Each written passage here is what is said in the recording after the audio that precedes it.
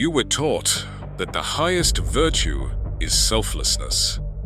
To put yourself last, to live for others, to feel ashamed of wanting your own life.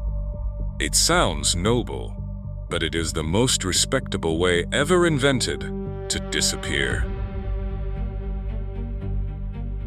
There is an older, more dangerous virtue, the one they warned you about, belonging completely to yourself. This is not new, and it is not shallow.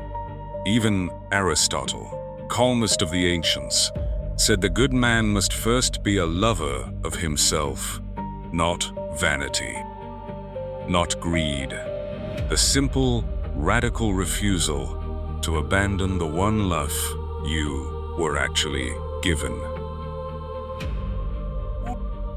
Before you can give the world anything real, you must first dare to be someone. The good man ought to be a lover of self. Here, resistance wears its most sacred robes. It calls itself duty, loyalty, being a good person. Don't be selfish, it says, and you fold and feel virtuous as you vanish.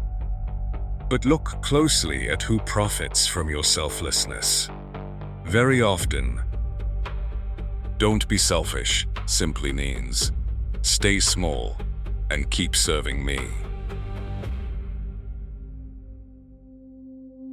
In the 1840s, a quiet German schoolteacher named Max Stirner wrote the most dangerous sentence of his age. I am my own, not God's, not the state's, not morality's, not the cause. He bowed to nothing he had placed above himself. Every chain, he saw, begins as an idea you agreed to kneel before. I am my own only when I am master of myself.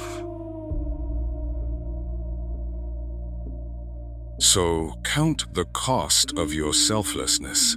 How much of you has been laid on the altar of other people's expectations? The dream you buried to be a good son. The voice you silenced to keep the peace. The years spent earning a permission that was never coming. You have been sacrificing the only thing you truly own to people who never even ask you to.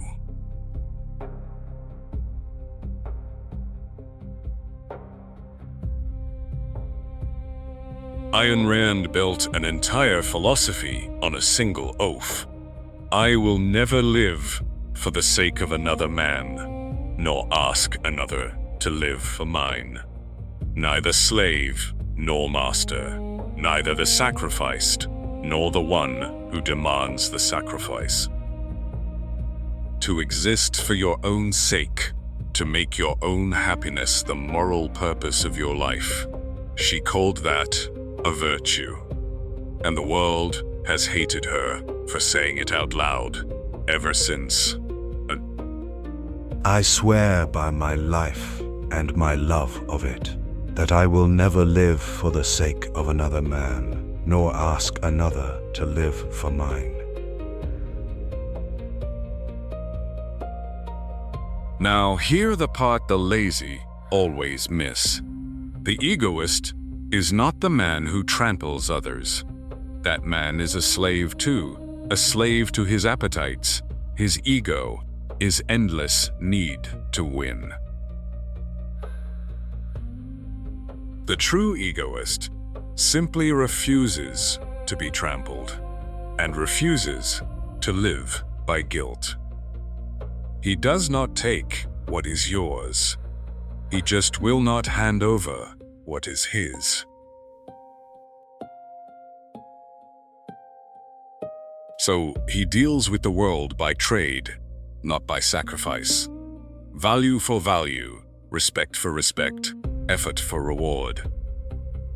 He gives generously, but because he chooses to, never because he was made to feel that he must.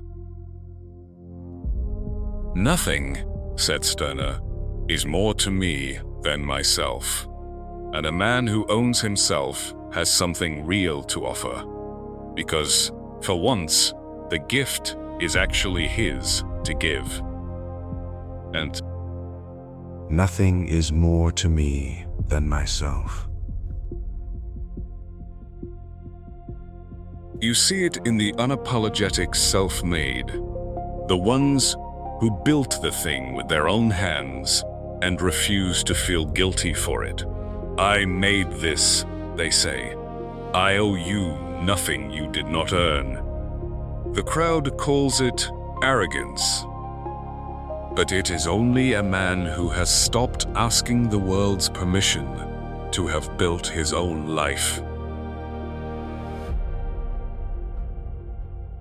I built this with my own hands, and I will not apologize for it. Strip away the philosophy, and one fact remains.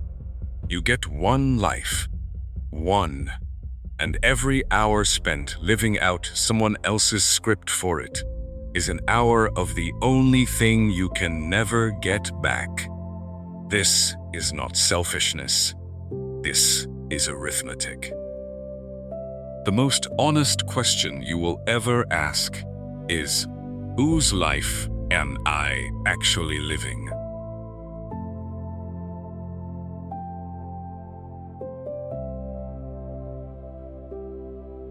Most men are not owned by chains. They are owned by approval. They will not move until the room nods. They will not choose until it is safe. They have handed the keys to their life to a jury of people who are not even watching. Resistance does not need to imprison a man who is busy asking to be let out. No one is coming to give you permission.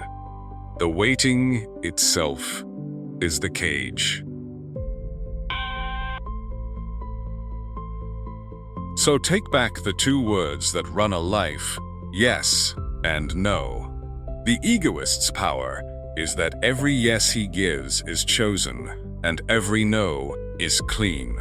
Not extracted by guilt, not bought with approval, not surrendered just to keep the peace. When your yes is finally your own, it means something, and so do you. A man whose no is real is a man who can finally be trusted. So here is the turn, and it is a subtle one. You do not become selfish. You stop betraying yourself. This is self-possession, not self-indulgence. You take full ownership of your life, its choices, its costs, its direction, and you stop apologizing for occupying it. The moment you belong fully to yourself is the moment you finally have something worth giving anyone else. This is a practice, not a permission slip. Each day, do one thing purely for your own becoming, unasked, unapproved, unapologized for. And audit your yeses, which were chosen, and which were extracted by guilt. Reclaim one, then another. Slowly, deliberately, take the keys to your life back, out of every hand you lent them to. So here is your charge. Belong to yourself. Stop apologizing for existing, for wanting, for building a life that is unmistakably your own. End. BBC. Be fair. Be honest, deal by trade, and never again lay your one life on the altar of someone else's comfort. You are your own. Finally, unmistakably, your own.